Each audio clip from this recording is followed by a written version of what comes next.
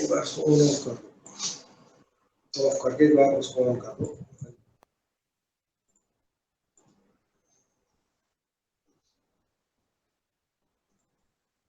चलिए last round में आप लोगों के लिए अगर स्टार्टअप किया जाए तो गैल्वेनोमीटर और उसकी एप्लीकेशन बता रहे थे, तो उनको एक बार और दोबारा से बता देता हूँ, क्योंकि जो गैल्वेनोमीटर का आपका एप्लीकेशन बता रहे थे उसी के आगे अपने को एमीटर बता दिया था और आपको वोल्ट मीटर की चर्चा उसके आगे करते हुए जानी थी, है ना। तो जो एमीटर को मैंने बताया था उसको मैं एक साइड बता देता हूँ। गैल्वेनोमीटर के ध्यान देखना, हम दो एप्लीकेशन यहाँ पर पढ़ते हुए जाएंगे, तो लास्ट राउंड में भी आपसे डिस्कस कर रहे थे और यहाँ भी डिस्कस कर देते हैं, चूंकि एक आप पढ़ चुके हैं इसलिए आसान हो जाएगा। एक एमीटर कह रहे थे और एक आपसे कहा गया था हम पढ़ेंगे वोल्ट मीटर। आप दोनों की चर्चा एक साथ कर देते हैं, ध्यान से देखें। अगर हम एमीटर की चर्चा करेंगे तो एमीटर कौन सा होगा जिसमें आप गैल्वेनोमीटर कॉइल के साथ आप लगाते हैं एक स्मॉल रेजिस्टेंस का वायर इन पैरेलल, ये आपको जो कहलाता है शंट, या आप लास्ट टाइम में पढ़ चुके हैं। क्या खास बात रहेगी, ये जो आपकी असेंबली है गैल्वेनोमीटर और शंट, ये दोनों मिला के आपके इसके नाम से आने आएंगे, that is known as the ammeter. दूसरी चीज मैंने बताई थी, इसको फिर से एक बार हल्का सा रिपीट करते हुए जा रहा हूँ। जो करंट आपकी गैल्वेनोमीटर से जो के जाती है, इस करंट को आप कहते हैं आईजी, और ये आपके कहलाती थी फुल स्केल डिफ्लेक्शन करंट। ये वर्ड्स मैंने इसलिए ले लिए ताकि आपको ये ध्यान में आगे जाके हम कुछ सवाल करेंगे या ऐसा कुछ करेंगे तो ये मैंने कहा था ये अपनी होगी फुल स्केल डिफ्लेक्शन करंट। अब जो आप फुल स्केल डिफ्लेक्शन करंट की बात कर देते हैं, उसके बाद एक सवाल आता था क्यों ऐसा किया जा रहा है, तो ये भी आपसे कहा था क्योंकि in case if a heavy current flows through the galvanometer coil, अगर एक हेवी करंट गैल्वेनोमीटर कॉइल से पास होगी तो फिर क्या होगा, ये जो आपकी कॉइल है having a large number of turns, इसमें excessive amount of heat develop हुआ और excessive amount of heat develop हुआ, so it may get burn off, pointer भी आपका डैमेज हो सकता है। इन दोनों डैमेजेस से आप सेफ गार्ड करने के लिए पैरेलल में शंट लगाएंगे, मैक्सिमम पार्ट ऑफ द आपका करंट बाईपास हो जाएगा। दूसरा कहते हैं जो शंट है इसकी वैल्यू आप जिस फॉर्मूले से देंगे वो फॉर्मूला आप ये था जी आई जी अपॉन आई माइनस आई जी, आप कहेंगे जी क्या है, जो जी लिख रहा है गैल्वेनोमीटर रेजिस्टेंस है, आई आपको नजर आ रहा है ये वो मेन करंट है which is to be measured, है आप कह सकते हैं मेन करंट जो कि पूरे सर्किट में मौजूद है। फिर मैंने आपसे कहा था अगर आप nth part of the current चाहते हैं तो nth part of the current के लिए आप उठा सकते हैं g अपॉन n माइनस 1, ये दो चीजें ये बताई थी। तीसरा आपसे बताया था ये जो आप शंट लगा रहे हैं इसका एडवांटेजेस क्या होंगे, तो जो शंट के आपको एडवांटेजेस बताए गए थे उन एडवांटेजेस में से सबसे पहला तो आप में से किसी ने बता दिया था कि ये क्या करता है, ध्यान देखना, रेंज ऑफ गैल्वेनोमीटर या रेंज ऑफ एमीटर बढ़ा देता है। ये भी मैंने कल एक्सप्लेन किया हुआ था, लगा था अगर आप मान चले गैल्वेनोमीटर हमारा कितना है 10 एम्पियर का, इसका फुल स्केल डिफ्लेक्शन कहां तक जाता है 2 एम्पियर, 4, 6, 8 और 10 एम्पियर तक, that means the maximum current which can be measured with this galvanometer is just 10 ampere. लेकिन अगर आपको 50 एम्पियर मेजर करना हो तो क्या करोगे, तो यहाँ से अगर 50 एम्पियर आ रही है तो ऐसा शंट इस्तेमाल करें कि आपकी 40 से 42 एम्पियर बाईपास हो जाए, 8-10 एम्पियर इसमें रहे तो वो 8 और 10 इस पे दिखेगी, बाकी जो बाईपास हो रही है उसको इसकी हेल्प से कैलकुलेट कर लेंगे तो 10 एम्पियर वाला गैल्वेनोमीटर 50 एम्पियर की लाइन में आप इस्तेमाल कर सकते हैं, यानी कि रेंज बढ़ा देता है। दूसरा मैंने कहा था एक पर्पज आपको समझ में आ गया था, इसका पर्पज था सेफ्टी, वो मैंने बार बार एक्सप्लेन कर रहा हूँ स्टार्टिंग में, शंट के प्रिंसिपल से भी आपको मालूम है, और वो आपको क्या चीज मालूम है, शंट का प्रिंसिपल बता रहा है कि मेन मैक्सिमम करंट बाईपास तो ओवरहीटिंग से सेफ रहोगे। और तीसरा ध्यान रखना, तीसरा कहा था ये जो आपका शंट है ये रिजल्टेंट या इफेक्टिव रेजिस्टेंस को ये आपको कन्वर्ट कर देता है बिल्कुल एक्सट्रीमली या नेग्लिजिबल स्मॉल में, तो ऐसा कह दिया जाए रिजल्टेंट रेजिस्टेंस क्या हो जाता है, ये हो जाता है नेग्लिजिबल। और आप पूछेंगे नेग्लिजिबल से हमें क्या फायदा है, तो कल मैंने एक चीज डिस्कस की थी उसको फिर से बता देता हूँ कि आप एमीटर हमेशा किसमें कनेक्ट करते हैं, इन सीरीज ऑलवेज। और ये आपसे क्वेश्चन कई बार अलग अलग लैंग्वेजेस में पूछा गया है कि एमीटर को आप किसमें कन्वर्ट मतलब कनेक्ट करेंगे, सीरीज में या पैरेलल में, तो आपका जवाब होगा सीरीज में। दूसरा सवाल पूछा जाएगा क्यों करेंगे, तो इसलिए ताकि मैक्सिमम करंट इसी रेड बोले यानी एमीटर से पास हो, यानी आप क्या चाहेंगे, टू फ्लो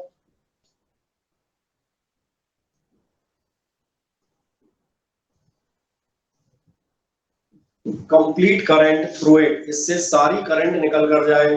लेकिन अगर आप चाह रहे हैं सारी करंट निकल के जाए तो फिर इसमें खासियत होनी होगी, और वो क्या होगी कि आइडियल एमीटर के लिए अगर आप कैसा एमीटर ले रहे हैं, आइडियल एमीटर तो इसका रेजिस्टेंस होना चाहिए 0। जब आप इसे सीरीज में लगाएं तो आपकी मेन करंट को ऑब्स्ट्रक्ट ना करे, आपकी मेन करंट को कहीं से कहीं तक रोके नहीं। अब 0 रेजिस्टेंस होना पॉसिबल नहीं है, तो वो आपसे आ जाता है कि अगर आप एक स्मॉल रेजिस्टेंस लगा रहे हैं, मान के चले 0.1 ओम, तो दिख रहा होगा दोनों का रिजल्टेंट 0.1 से छोटा है, यानी कि 0.01 ऐसा समथिंग आएगा। और अगर ऐसा रेजिस्टेंस आता है 0.01 या समथिंग, तो वो कैसा आ रहा है, वो आ रहा है एक्सट्रीमली स्मॉल, या मैंने कह दिया नेग्लिजिबल। ये पर्पस अपना पूरा हो रहा है। तो आज का हमारा काम है, क्लास जो बचा था वो बात करेंगे अब, क्योंकि यही सेम काम दोबारा पढ़ना है, तो मैं इसको एक बार यहाँ दिला देता हूँ। हाँ, इसका एक डिसएडवांटेज और मैंने आपको बताया था, और डिसएडवांटेज बता देता हूँ। डिसएडवांटेज आपसे कहा था, इट डिक्रीजेस द सेंसिटिविटी, और सेंसिटिविटी के लिए लास्ट में 2 लाइन में चर्चा भी करेंगे। एक आध बार अपने सेंसिटिविटी भी क्वेश्चन के तौर पे आई हुई है। सेंसिटिविटी डिक्रीज करने का मतलब ये है कि अगर आपने शंट लगा रखा है, आप 50 एम्पियर दे रहे थे तब तो ठीक है, 40 बाई पास हो रही थी, 10 इससे पास हो आएगी। अगर आप सोचे 5 एम्पियर दे तो क्या होगा, 5 में से 4 बाई पास हो जाएगी, 1 एम्पियर आएगा। यानी समझ में आ रहा है, 5 एम्पियर अगर बिना शंट का गैल्वेनोमीटर होता तो कॉइल बीच में, पॉइंटर बीच में आता। अब 5 का कितना है, जरा सा डिफ्लेक्शन रिड्यूस हो जाएंगे, और डिफ्लेक्शन रिड्यूस हो रहे हैं, इसका मतलब यह है कि ये जो अपना है इसकी सेंसिटिविटी डिक्रीज हो गई है। अब लास्ट ये सेंसिटिविटी डिक्रीज हो जाएगी तो फिर आपको एक खतरा बताया था, वो आपको याद है, खतरे का मैं सिर्फ नाम लिख देता हूँ कि आपको ऐसा ध्यान है, हमने कहा था मीटर ब्रिज या पोटेंशियोमीटर सभी के एक्सपेरिमेंट, ऐसे सारे एक्सपेरिमेंट जिनमें आप नल डिफ्लेक्शन कंडीशन ऑब्टेन करते हैं। नल डिफ्लेक्शन कंडीशन मतलब आप जॉकी को मैग्नेट वायर पर स्लाइड ओवर करते आ रहे हैं, क्या होगा, जैसे जैसे स्लाइड करोगे तो दिखेगा 2 एम्पियर, 1 एम्पियर, 0.5 एम्पियर और उसके बाद 0। दिक्कत ये आएगी अगर आप विद शंट इस्तेमाल कर रहे हैं। एक्चुअल सर्किट में मैंने कहा था 5 एम्पियर, गैल्वेनोमीटर कितना दिखा रहा है, 1 एम्पियर, और थोड़ा करो 5 एम्पियर के बजाय सर्किट में आई 2.5 एम्पियर, ये हो जाएगा 0.5 यानी आधा एम्पियर। थोड़ा और कम करोगे तो समझ में आएगा 0.5 से नीचे की रीडिंग। ये फैक्ट है कि हम लोग प्रैक्टिकल में नहीं ले पाते, सुनने में तो अच्छी लगती है 0.1 एम्पियर है, 0.2, पर हकीकत ये है कि 0.1 हम मेजर चेक या जज सिंपल आइज से करना बहुत डिफिकल्ट होता है, नहीं जज होते। ऐसी कंडीशन में क्या होगा, सर्किट में करंट तो होगी 1 एम्पियर और more than that, but deflection कितना आ रहा होगा 0.1 या ऐसा समथिंग, तो उसको जज नहीं कर पाएंगे। इसलिए मीटर ब्रिज एक्सेट्रा में आपसे कहा जाता है जहां भी आपको नल डिफ्लेक्शन की जरूरत है वहां पर आप शंट को एक्सपेरिमेंट करने से पहले या रीडिंग्स लेने से पहले हटा दीजिएगा, अदरवाइज आपकी रीडिंग्स गलत हो सकती हैं बिना किसी उसके। अब इसी का पार्ट नंबर सेकंड हम ले रहे थे वोल्टमीटर, और वोल्टमीटर पर बात करते हैं। लास्ट में पूछा था कि आपने शंट पैरेलल में ही क्यों लगाया, तो इसका जवाब मैंने दिया था क्योंकि आप करंट बाईपास करना चाह रहे हैं और करंट डिवाइड या डिस्ट्रीब्यूट होती है पैरेलल। अब मैं नेक्स्ट लेता हूं, और अगला मैं लेता हूं, ध्यान देना, गैल्वेनोमीटर को इस्तेमाल करूंगा मैं एज वोल्टमीटर। अगर मैं वोल्टमीटर की तरह इस्तेमाल कर रहा हूं, इसका मतलब क्या होगा, इसका मतलब है कि अब इस गैल्वेनोमीटर के अक्रॉस मैं हैवी वोल्टेज अप्लाई करूंगा, फिर वही समस्या आएगी। आप पिछले करंट इलेक्ट्रिसिटी वाले चैप्टर में पढ़ चुके हैं, हीट इज इक्वल टू कितना होता था, चलो मैं आगे लिख देता हूँ, हीट हुआ करती थी I स्क्वायर RT, या फिर आपने पढ़ा था, सही कहा था मैंने, या VIT, दोनों तीनों फॉर्मूले पढ़े थे। इसका मतलब तो ध्यान दिया, अगर वोल्टेज बढ़ाओगे तो भी आपकी हीट बहुत ज्यादा बढ़ेगी, और अगर हीट बढ़ेगी तो अगर आपने एक हैवी पोटेंशियल डिफरेंस, मैं मानने चलता हूँ आपने अप्लाई कर दिया 200 वोल्ट, 500 वोल्ट या 1000 वोल्ट, रिजल्ट क्या आएगा, heavy amount of heat will develop kind of. Sir camera show नहीं हो रहा है, ब्लैक है। कैमरा शो नहीं हो रहा, कैसा सबके साथ आ रहा है, चेक करें। No sir, no sir. Okay, तो कोई दिक्कत नहीं, समझ गया। जिसका कैमरा ब्लैक आ रहा है, काम करो लीव करके दोबारा ज्वाइन करो बेटा, आपका नेटवर्क दिक्कत दे रहा होगा। Okay sir. नहीं, मैंने पूछा इसलिए कि अगर सबका ब्लैक आ रहा है तो मतलब फिर मेरी तरफ से गड़बड़ है, और अगर एक साइड से तो मतलब कहीं नहीं नेटवर्क काम करेगा, लीव करके एक बार दोबारा कर दें।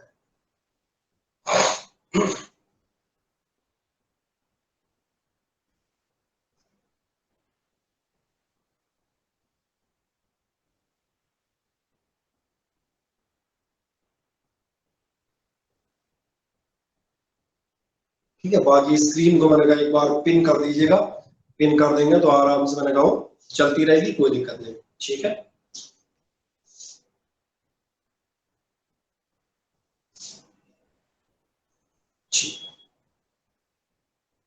चल हो गई ज्वाइन। अब तो आ रही स्क्रीन, क्या आवाज नहीं आ रही अभी, देखो सर नहीं आ रही है। नहीं आ रही स्क्रीन, ऐसा तो नहीं कि इसके पहले आ रही थी, इससे पहले भी नहीं आ रही थी?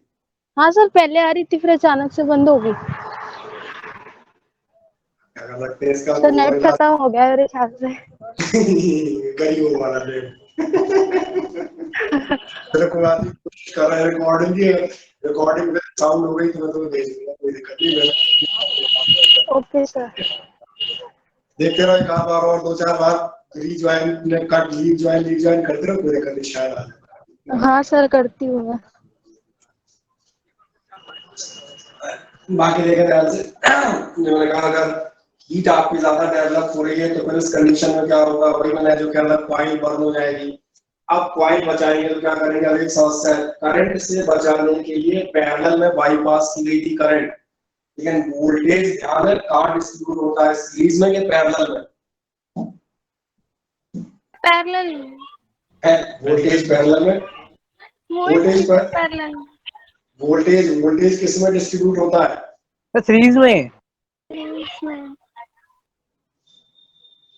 वोल्टेज पैरेलल में कांस्टेंट रहता है, तो याद दिलाता हूँ, वो किरचॉफ लॉ की तो तुमने धज्जियां उड़ा दी, उनको तो छोड़ो, सिंपल याद दिलाता हूँ, इसी का डेरिवेशन कर रहे थे, तुमने ध्यान नहीं दिया। मैंने कहा था पोटेंशियल डिफरेंस अक्रॉस गैल्वेनोमीटर बराबर Ig into G, और potential difference across shunt IS into S, IS मैंने समय बनाई नहीं है, करंट ऑफ शंट, और अगली बार ध्यान में था, मैंने कहा था Ig into G बराबर IS into S। आपके शंट का डेरिवेशन ही आप देखें इसी लाइन से शुरू हुआ था, पोटेंशियल पैरेलल में कांस्टेंट होता है और सीरीज में डिस्ट्रीब्यूट होता है। याद रखने का सबसे सिंपल तरीका ये भी है, उल्टे होते हैं, करंट पैरेलल में डिवाइड हो रही है, सीरीज में कांस्टेंट होगी, वोल्टेज उल्टा, पैरेलल में कांस्टेंट होगा और सीरीज में जाके डिवाइड हो जाएगा। और याद रखना, नहीं तो करंट इलेक्ट्रिसिटी वाले सारे क्वेश्चन गलत कर आओगे, जो 4-5 सीरीज पैरेलल के करा रखे हैं, बार को फिर से करना। अगर आपको वोल्टेज डिवाइड करना है तो हम यहाँ सीरीज में नहीं लगा सकते, यहाँ रेजिस्टेंस लगेगा, पहली बात तो सीरीज में। और एक मान बात ध्यान से देखो, ये रेजिस्टेंस छोटा होना चाहिए कि बड़ा, छोटी रेजिस्टेंस या हेवी रेजिस्टेंस, कैसा लगाओ?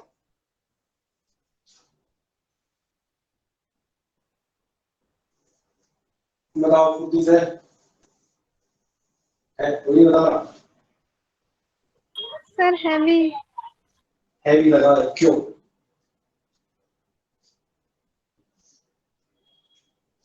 क्योंकि बेटा आपको मालूम है V बराबर होता है IR, वोल्टेज काय के प्रोपोर्शनेट होता है रेजिस्टेंस के, जितना रेजिस्टेंस हैवी रखोगे उतना ही ज्यादा पोटेंशियल डिफरेंस उसके अक्रॉस डेवलप होगा। अब याद आता है, इसलिए हम ये चाहते हैं कि मान के चलो यहाँ से सपोज करो मैं लिख देता हूँ 500 वोल्ट आए, तुम चाह रहे हो 500 में से 450 इस पे चले जाए और सिर्फ 50 वोल्ट इस पे रहे। तो इसका मतलब है आपको क्या करना पड़ेगा, आपको इस पर हैवी वोल्टेज डेवलप करने के लिए नंबर 1 सीरीज अप्लाई किया गया है, क्योंकि पोटेंशियल सीरीज में डिस्ट्रीब्यूट होगा और उससे भी मान रेजिस्टेंस जितना हैवी रखोगे पोटेंशियल भी उतना ही ज्यादा आएगा, इसलिए वो रखा जाता है 10,000 ओम।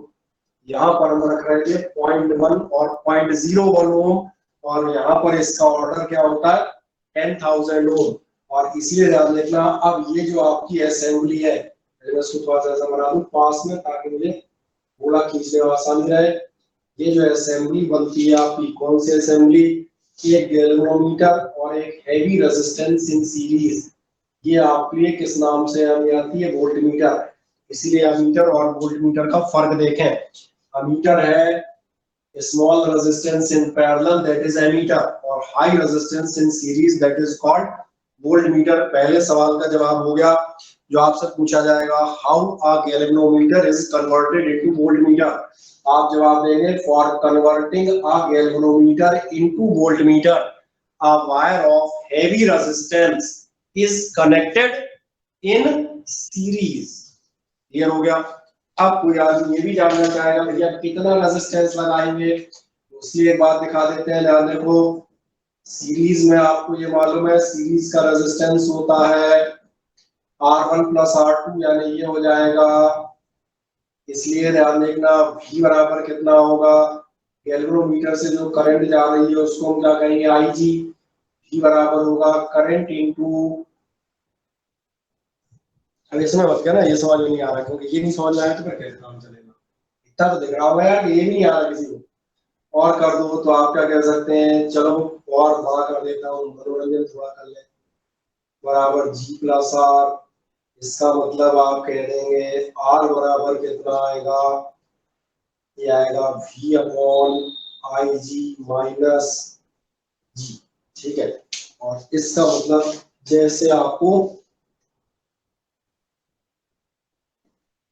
शंट की वैल्यू मिलती थी ना, और शंट का डेरिवेशन हमने प्रूव कर रखा था, शंट हम कितना बताते थे, कितना होगा, ये होगा आपका GIG upon I minus IG, nth part करोगे तो G अपॉन n माइनस 1।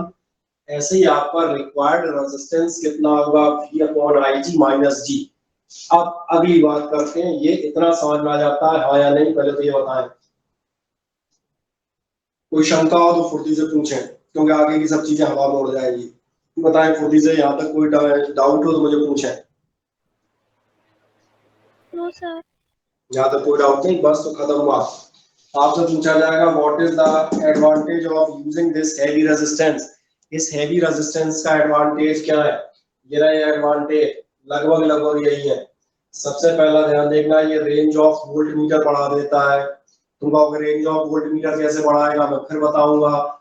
हमारा गैल्वेनोमीटर था 50 वोल्ट तक नापने वाला, अभी हम नापेंगे 500। कैसे नापोगे, वही एक तरीका, वोल्टेज बाईपास कर देना, 450 उस पर रखना, 50 इस पर रखना, हो गया। जैसे इस अमीटर की हेल्प से आप बड़ी बड़ी करंट नाप रहे थे, ऐसे ही इस वोल्ट मीटर की हेल्प से आप बड़ी बड़ी वोल्टेज नाप सकते हैं। तो पहला फायदा हुआ इट इंक्रीजेस, देखो वही है, रेंज ऑफ अमीटर की जगह वर्ड बदल देंगे, रेंज ऑफ वो क्या बोला था वोल्ट मीटर।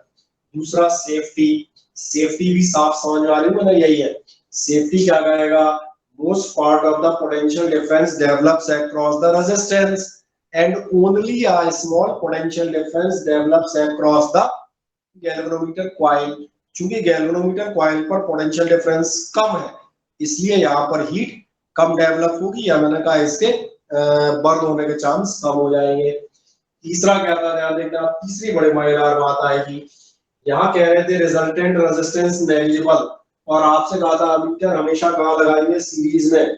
क्योंकि फिर याद दिलाता हूँ, अमीटर सीरीज में इसलिए लगा रहे थे क्योंकि करंट सीरीज में कांस्टेंट होती है।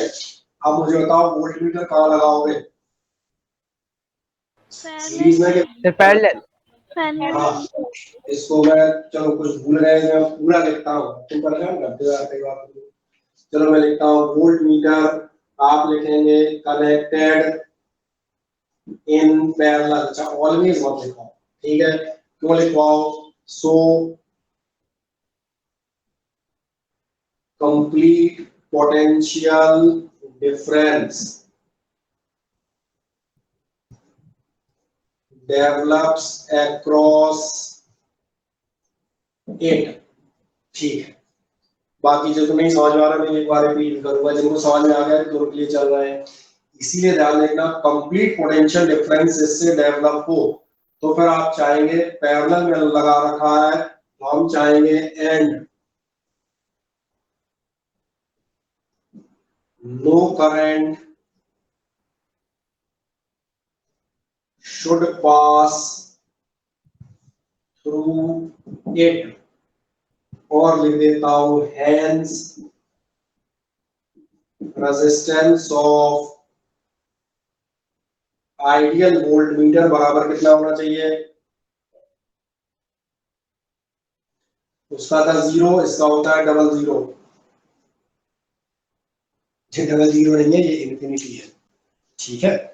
अब कुछ लोग कहेंगे कैसे, आओ मैं पहले शुरुआत से पहली चीज बता देता हूँ, ध्यान से देखो। ये है आपकी मेन लाइन, दिख रही है मेन लाइन। इस मेन लाइन में आपका हम कहते हैं, मान के चले आप वोल्टेज जाना चाहते हैं, यहाँ पर मैं लगा देता हूँ, ये किसी अपन ने टीवी लगा रखा है, ये चलो यहाँ बीच में एक टीवी लगा देता हूँ। ये अभी कोई जानना चाहता है इस टीवी में कितना वोल्टेज है। अगर ध्यान देखना आपने अपना वोल्ट मीटर, अब एक समस्या आएगी ना, टेलीविजन में कितना वोल्टेज जा रहा है, इसके लिए वोल्ट मीटर में सीरीज में फंसाऊं क्या? बताओ हाँ या ना? No sir. नो, क्यों नहीं फंसाऊं? सर पैरेलल में। नहीं, सीरीज में क्यों नहीं फंसाऊं भाई? वोल्टेज डिवाइड हो सही जाएगी। कहा, अब सही बोली बिल्कुल, ये वोल्टेज डिस्ट्रीब्यूट हो जाएगा। यहाँ से मान चलो अपने घर में 200 वोल्ट के आसपास आता है, राउंड अप 200 मानता हूँ, 200 आएगा, टीवी पे 200 आ रहा है, तुम ये वोल्ट मीटर बीच में फंसा दोगे, दिक्कत हो जाएगी। वोल्ट मीटर बताएगा 100, क्योंकि इस पे 100 और 100 उस पे डिवाइड हो जाएंगे, ऊपर से टीवी चलना बंद हो जाएगी। इसलिए सीरीज में नहीं, यही कह रहे थे ना, कहाँ लगाओगे? वोल्ट मीटर लगाया जाएगा पैरेलल में। क्यों लगाओगे? क्योंकि जो आपसे कह रहे थे पैरेलल में वोल्टेज कांस्टेंट होता है, शुरुआती की है, सीरीज में वोल्टेज डिवाइड हो रहा है, पैरेलल में वोल्टेज कांस्टेंट रहेगा। जितना टीवी का होगा 200, एग्जैक्ट 200 वही इस पे आएगा, यानी पहली लाइन का कंप्लीट हो जाएगी। Volt meter is connected in parallel, so complete potential difference develops across it, बिल्कुल सही रीडिंग आएगी। लेकिन अभी इस टीवी पे खतरा मंडरा रहा है, वो देखो, उस खतरे को देखो। इस टीवी में आ रही थी मान चलो 10 एम्पियर, दिख रही है 10 एम्पियर आती है यहाँ से, अभी तुमने बाईपास लगा दिया, 10 में से 5 एम्पियर इधर से घुस जाएगी, तो तुम्हारा टीवी बंद हो जाएगा। अब क्या करोगे बताओ? मेरी बात समझ में आ रही है? अगर आप यहाँ से 10 एम्पियर डालेंगे, टीवी चलाने के लिए कितनी करंट चाहिए? 10 एम्पियर। तुमने ये पैरेलल में लगाया वोल्ट मीटर, तो 5 इस पे गई और 5 एम्पियर किस पे गई? देखो तुम्हारे टीवी को करंट नहीं मिल रही, बंद हो जाएगा। तो अब टीवी कैसे चलेगा? टीवी चलने के लिए भैया ये दिया था, आगे कहा था no current should pass through it, इस वोल्ट मीटर से करंट पास होनी ही नहीं चाहिए। और अगर आप कह रहे हैं इस वोल्ट मीटर से करंट पास नहीं होनी चाहिए, ये कब होगा? जब आप रेजिस्टेंस इसका कितना रखेंगे? इनफाइनाइट। इसलिए ध्यान देखना, इसका रेजिस्टेंस होता है इनफाइनाइट, इससे करंट आएगी नहीं, करंट सब टीवी से जाएगी, टीवी मजे से चलेगा और हमारी वोल्टेज भी नापते रहेंगे। अब प्रैक्टिकल की बात कर लेते हैं। प्रैक्टिकल में इनफाइनाइट होता नहीं है, पर इसका जवाब तुमने ध्यान नहीं दिया, मैं 2 मिनट पहले दे चुका हूँ। मैंने कहा था शंट होता था 0.1 और 0.01 का, रेजिस्टेंस था 10,000 ओम का। आप क्या कहते हैं यहाँ पर? जैसे आपने कहा था रिजल्टेंट रेजिस्टेंस इसमें नेग्लिजिबल, इसमें आप बता देते हैं, ध्यान से मेरी बात सुनिएगा, मैं पूरा पैराग्राफ पढ़ता हूँ। मैं पढ़ता हूँ, voltmeter is connected with the mains in parallel, so complete potential difference develops across it, इस पर पूरा पोटेंशियल डिफरेंस आएगा। लेकिन आगे आप बताएंगे no current should pass through it, इससे कोई करंट पास नहीं होनी चाहिए, जिससे मेन करंट अफेक्ट ना हो। ये कब पॉसिबल है? उसने कहा hence resistance of ideal voltmeter, ideal voltmeter का रेजिस्टेंस कितना आना चाहिए? इन्फिनिटी। अब आदमी कहेगा इन्फिनिटी कहां से लाएंगे? तो बताएंगे इन practical a very high resistance 10,000 ohm is connected in series with the galvanometer, so the resultant becomes very high। इसलिए करंट पास होगी, अब ये नहीं कह रहे जीरो नहीं होगी, 0.1 पास होगी, ठीक है बनी रहे। तो 10 एम्पियर पे टीवी चल रहा था, 9.9 पे भी चल जाएगा, कोई दिक्कत नहीं है। अब मुझे बताएं क्या ये मेरी पूरी कहानी समझ में आती है, हाँ या ना, या किसी को कोई शंका हो 1 सेकंड के अंदर उसे पूछ लो। बोलो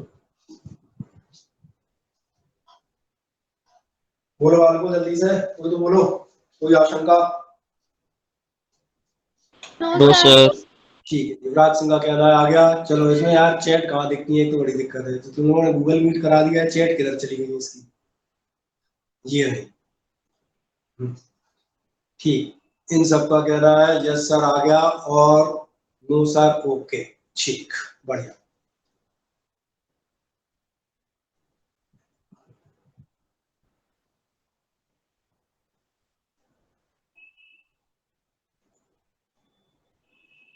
ठीक, कोई दिक्कत नहीं किसी को। आए अब अगली चीज पे हम चले जाते हैं, यहां तक हमने कर दिया था। अब एक नेक्स्ट में बढ़ता हूं। कभी बार आपसे पूछ लेगा वोल्ट मीटर और एमीटर में डिफरेंस क्या है। अच्छा एक काम करो जरा, कोई एक आदमी वोल्ट मीटर एमीटर में दो डिफरेंस बताओ, दोनों इसमें बोर्ड पे बताओ, वोल्ट मीटर और एमीटर में दो डिफरेंस बताओ।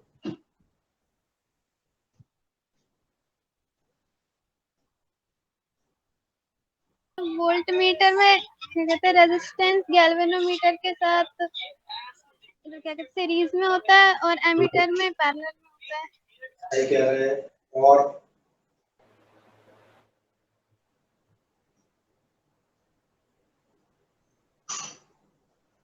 सर एमीटर में बहुत ही कम रेजिस्टेंस होता है और उसमें वोल्ट मीटर में तो ज्यादा रेजिस्टेंस लेना पड़ता है।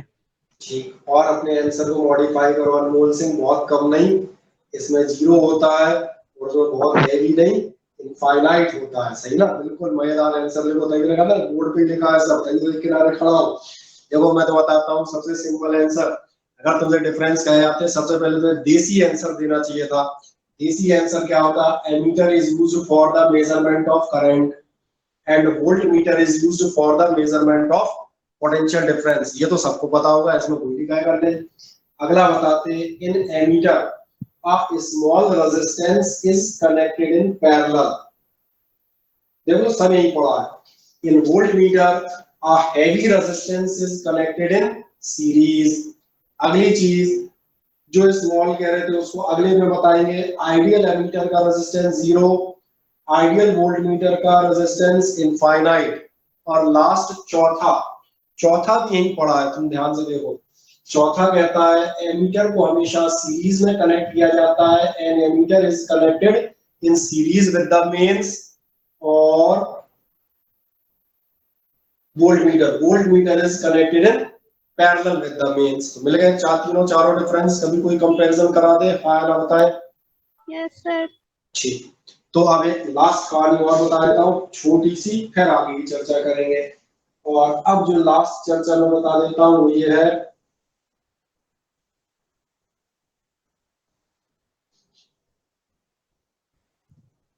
हमने बीच में एक वर्ड इस्तेमाल किया था सेंसिटिविटी ऑफ गैल्वेनोमीटर। तो सवाल था सेंसिटिविटी क्या थी। सेंसिटिविटी का मीनिंग मालूम होता है? किसी को सेंसिटिविटी माने मालूम है? Sir accuracy. नहीं एक्यूरेसी नहीं, और जरा सोचो। कई बार अपन लोग नहीं कहते वो बंदा बड़ा सेंसिटिव है। So what is mean by the sensitivity? Sir नाजुक टाइप। Yes sir. नाजुक टाइप, ठीक है। मैं सेंसिटिव और इनसेंसिटिव बताते हैं। सेंसिटिव होता है सेंसिटिव नाजुक टाइप, और इनसेंसिटिव होता है ये कहा जाए बेशरम सर टाइप। कठोर कठोर। हाँ तो बेशरम टाइप कहता यस हूँ सर, हीट। सर सेंसिटिव जो जल्दी रिस्पॉन्ड करे किसी चीज जल्दी के। रिस्पॉन्ड करे, सही आप कह रहे हैं। जैसे बता देता हूँ, मान के चले चलो यहाँ तमाम सारी लड़कियां मौजूद हैं, इनमें से सपोज करो किसी भी लड़की को क्लास में खड़ा करके डांट दो तो क्या होगा? ये होता है सेंसिटिव। अच्छा मेरा सूरज कुमार हो, उसको क्या करें, उसको दो मुझे भी लड़ लो तो ही करता रहेगा, है ना? तो ये क्या हुआ? ये हुआ इनसेंसिटिव।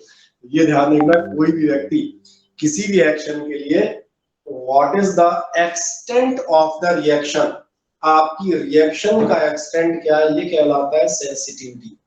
सेंसिटिव जो मैंने कहा कई जगह चेक कर सकते हो, जैसे मैंने कहा इंजेक्शन कई बार लोग लगवाते हैं, कुछ लोग ध्यान देखोगे इंजेक्शन हाँ लगा दो बोले, तो कुछ इंजेक्शन देख के उनके हाथ पैर कांपने लगेंगे और मुंह से Yes, sir. Simple harmonic wave start हो जाएगी। ये क्या है? ये वही मैंने कहा रिएक्शन का एक्सटेंट। इसी तरह ध्यान रखना, जब हम सेंसिटिविटी ऑफ गैल्वेनोमीटर की बात कर रहे हैं, अब आपको समझ में आ गया होगा सेंसिटिविटी क्या है। ध्यान देखना, एक्यूरेसी की बात नहीं है, ये एक्यूरेसी नहीं है, ये बताता है मूल कि आपने ये था गैल्वेनोमीटर और ये गैल्वेनोमीटर सपोज करो ये था, जरा सी करंट फ्लो की थोड़ी सी, और इसकी नीडल यहाँ से उठ के यहाँ आ गई। समझ आ रहा मैं क्या कह रहा हूँ? जरा सी करंट से भी इसकी नीडल कहाँ पहुंच रही है, यहाँ पहुंच रही है, तो आप क्या कहेंगे? ये गैल्वेनोमीटर कैसा है? सेंसिटिव। तो बस सेंसिटिविटी की डेफिनेशन ये है कि कितनी करंट फ्लो करने पर कितना डिफ्लेक्शन हो गया। यानी अगर सेंसिटिविटी को चलो यहाँ बगल में डिफाइन कर देते हैं, मैथमेटिकली डिफाइन करें तो सेंसिटिविटी क्या होगी? Theta upon I. अब बताता हूँ सेंसिटिविटी भी, चूंकि गैल्वेनोमीटर हम दो टाइप से इस्तेमाल कर रहे हैं, या तो अमीटर या वोल्टमीटर, तो दोनों टाइप से डिफाइन की जाती है। एक डिफाइन की जाती है सेंसिटिविटी फॉर करंट, और यहाँ डिफाइन कर देता हूँ सेंसिटिविटी फॉर वोल्टेज। होगा कुछ नहीं, वो एक ही है। तो थीटा अपॉन आई बताइए, थीटा अपॉन वोल्टेज, भैया कितने एम्पियर से कितना डिफ्लेक्ट हुई, अमीटर के तौर पे इस्तेमाल कर रहे हो, या कितने वोल्ट से कितना डिफ्लेक्ट हुई वोल्टमीटर के तौर पे इस्तेमाल कर रहे हो। तो ये रेशियो, अगर आप इसके हम कहते हैं यूनिट जाओगे तो यूनिट भी मिल जाएगी, यूनिट हो जाएगी आपकी रेडियन पर एम्पियर, और इसका दिख रहा होगा ये हो जाएगी रेडियन पर वोल्ट। रेडियन तो याद है आपके एंगल रेडियन में नापे जाते हैं। अब एक लास्ट राउंड जो आपसे क्वेश्चन पूछा जाता है बताता हूँ, आपसे पूछेगा what is meant by the current sensitivity of galvanometer, तो आप आंसर देंगे a galvanometer is said to be sensitive if it produces a large deflection even on flowing a small current। अगर छोटी सी करंट फ्लो करने पर भी large scale deflection दे रहा है तो इसको हम क्या मानेंगे? इसको हम मानेंगे सेंसिटिव। और ये रहा फॉर्मूला। अब आप मुझे बताएं, गैल्वेनोमीटर आप पढ़ चुके हैं, क्या आपको ये ध्यान है गैल्वेनोमीटर में करंट का फॉर्मूला हम लोगों ने लास्ट टाइम में प्रूव किया था, I is equal to C theta upon B N A. जिनको शक हो वो पिछले टर्न के नोट्स या आपने कहा वीडियो जो भी देखे वो देख लेना। अगर ऐसा करोगे तो ध्यान देखना हमारी एसआई निकल आई, कितनी हो जाएगी? ये रहा थीटा अपॉन होगा सी थीटा अपॉन, तो करंट सेंसिटिविटी थीटा खत्म, ये हो जाएगी बी एन ए अपॉन सी। अब आप पूछेंगे, आपसे पूछा क्या जाएगा? आपसे पूछेगा what is meant by the current sensitivity of A galvanometer and how can you make a galvanometer more sensitive. आप किसी भी गैल्वेनोमीटर को ज्यादा सेंसिटिव कैसे बना सकते हैं? क्या इस डेरिवेशन से किसी को नजर आता है कि मैं गैल्वेनोमीटर को सेंसिटिव कैसे बना सकता हूँ? किसी को कोई आइडिया लग रहा हो? Sir number of sir N बढ़ा के सर कैसे बना सकते हैं आप? टर्न्स बढ़ा के और सी को कम करके, सी को कम करके और देखो ध्यान से दो फाइल बड़ा करके, और मैग्नेटिक पोल पीसेस या स्ट्रेंथ ऑफ मैग्नेटिक फील्ड जैसा भी कहो, उनको स्ट्रॉन्ग या हैवी बना के। नहीं आया समझ में? अब कोई पूछेगा how to make a galvanometer more sensitive, तो आप बता देंगे for a sensitive galvanometer magnetic field strength must be high, या magnetic pole pieces must be strong, number of turns in the coil must be large, area must be large, area of the coil, and last ये जो आपकी torsional rigidity of the strip या spring है, ये कैसी होनी चाहिए? कम। और इसको ध्यान देखो, ये तो मुझे करने की जरूरत ही नहीं है, तो डायरेक्ट कर दोगे यार। चलो लाल पे भी देखो, तुम्हें ध्यान नहीं है, P बराबर होता है I R theta upon I की वैल्यू, ये थीटा अपॉन आई की वैल्यू निकली रखी है, देख लो। चाहो तो डायरेक्ट रख सकते हो, इसमें कुछ नहीं है, तो वैसे फॉर्मेट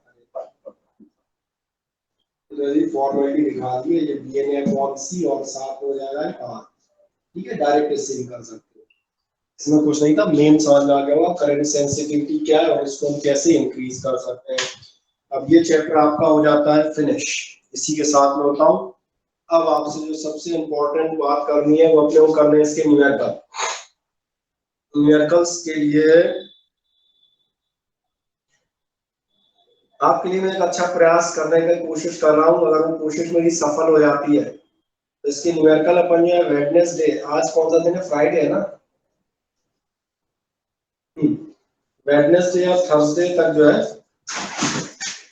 कुछ एक अच्छा काम करने की कोशिश कर रहे हैं, तो उससे आपके न्यूमेरिकल्स और इन सब में और जो तमाम सारे अगर मैं ऑब्जेक्टिव क्वेश्चन भी कराना चाहते हैं उनमें अपने काफी आसानी हो जाएगी।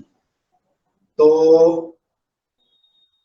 चलो 2-3 टर्न भी अपने पास है, 2-3 टर्न का मुझे टाइम दीजिएगा। एक तरह से मान लें न्यूमेरिकल्स वगैरह की मुझे आप 1 वीक का टाइम देना, उसके बाद कराऊंगा, ठीक है ना। अब क्यों मत पूछना, मैं बता दूंगा, ऐसा क्यों आपको दिखने लगेगा। तब तक अपन क्या कर ले यार, कोई छोटी मोटी चीज सस्ता सुंदर टिकाऊ टाइप। क्यों तुम्हारे स्कूलों में क्या चल रहा है? फर्स्ट पेपर, ये फर्स्ट बुक ही चल रही है, कुछ और चल रहा है?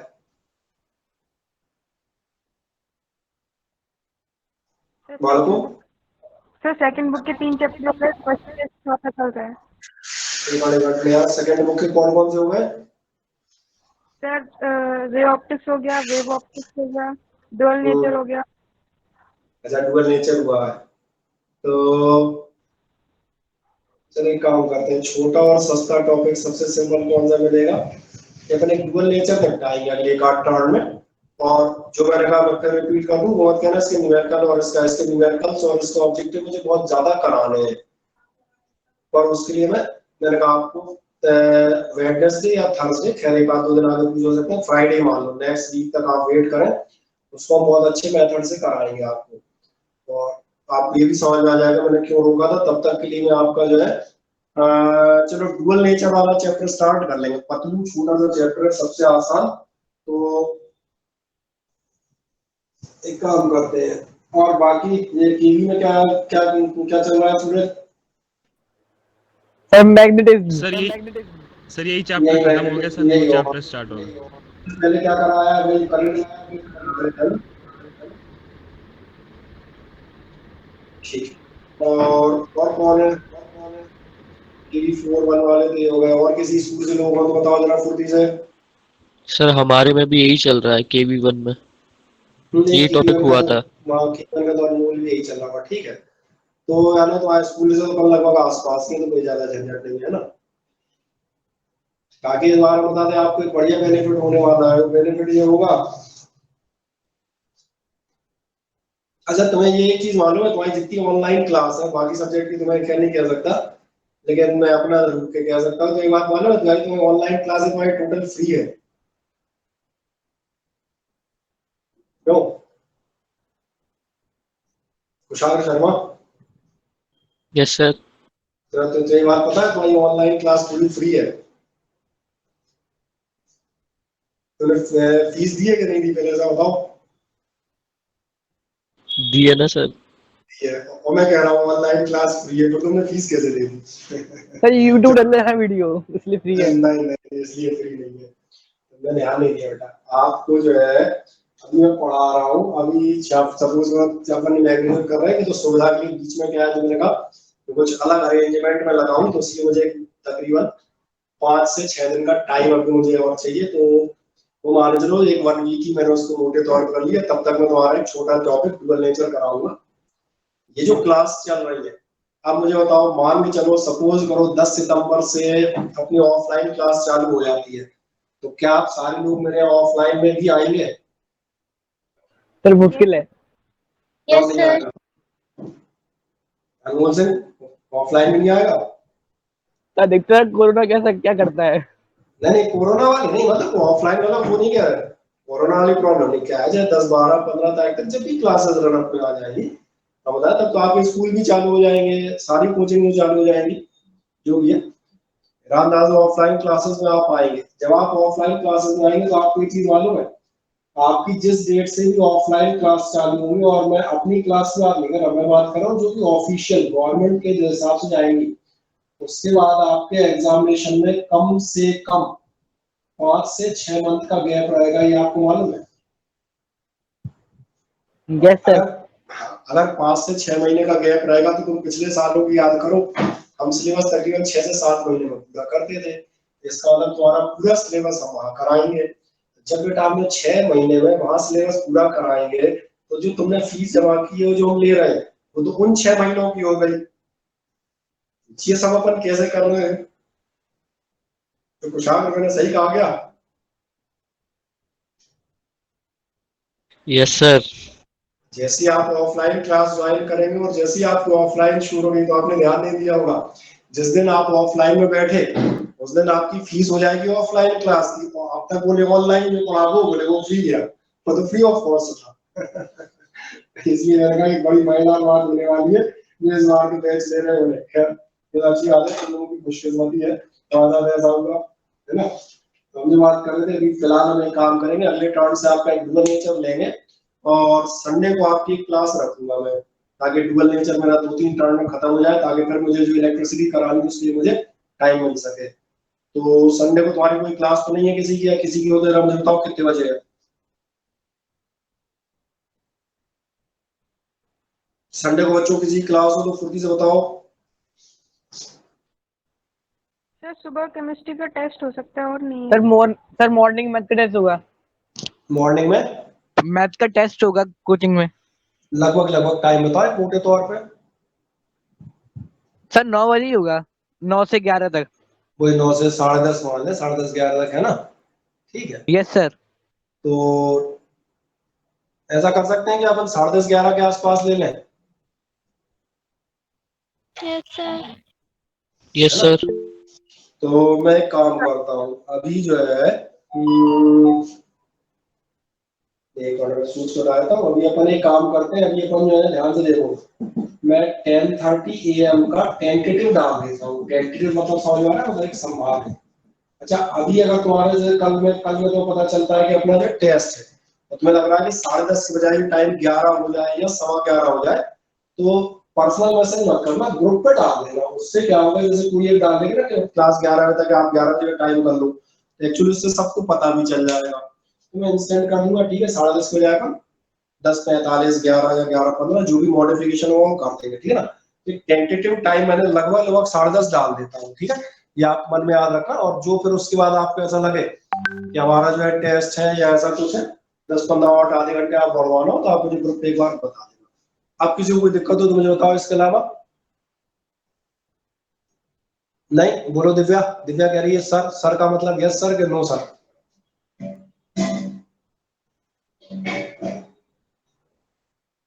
ठीक। तो चलो एक काम कर देंगे, फिर 10:30 का मैं मैसेज ही कर दूंगा दोनों ग्रुप्स को, किसी को कोई प्रॉब्लम हो तो फिर मुझे उसके अकॉर्डिंग बता देना, ठीक है? चैप्टर हम करेंगे स्टार्ट हो जाता हूँ आपके डुअल नेचर वाला। डुअल नेचर में मैं ये भी बता देता हूँ बाकी लोगों को, अगर उन्होंने पिछले साल बिल्कुल 11 में था, 11 में केमिस्ट्री सबने ईमानदारी से पढ़ी है? Yes sir. केमिस्ट्री में तुमने ध्यान दिया होगा, जब एटॉमिक स्ट्रक्चर में आपको वो प्लांक्स क्वांटम थ्योरी और वगैरह पढ़ाई गई होगी, तो एक चीज पढ़ाई गई होगी, फोटो इलेक्ट्रिक इफेक्ट। हाँ। अगर इसके तुम्हारे पास पिछले साल की कॉपी पेज तुमने पेज नहीं खाई, मूंगफली खाने के चक्कर में, इसको अंदाजा पढ़ लेना। तो एक पेज का होगा वो। अरे नहीं, एक पेज से ज्यादा होगा यार, थोड़ा सा ज्यादा होगा। बस ये है कि अपन उसको 7-8 पेज में निपटाएंगे, 10 पेज में, लेकिन ये है कि बेसिक तो वही का वही है। 11th का हल्की का सब पढ़ के बैठना, उससे क्या होगा, हम जहाँ स्टार्ट करेंगे तो कम्युनिकेशन ईजी हो जाता है, बस और कुछ नहीं। कितना भी एक पेज हो आधा पेज हो, कुछ तो हो गई, और जितना भी होगा उससे हमें ग्राउंड में मिल जाएगी, समझ में आ गया ना? उसको लेकर हम बहुत तेजी से चल पड़ेंगे। तो अगले 2-3 टर्म में यही खत्म कर देंगे, ये मान चलेंगे संडे मंडे और वेडनेसडे में लगभग लगभग इसको एंड कर देंगे, फिर वेडनेसडे से अपन वापस इलेक्ट्रिसिटी आगे ज्वाइन करेंगे, ठीक है ना। चलो तो आज यही विराम ले लेते हैं, और किसी को कोई शिकायत हो तो फुर्ती से दर्ज करो भाई, कोई शंका।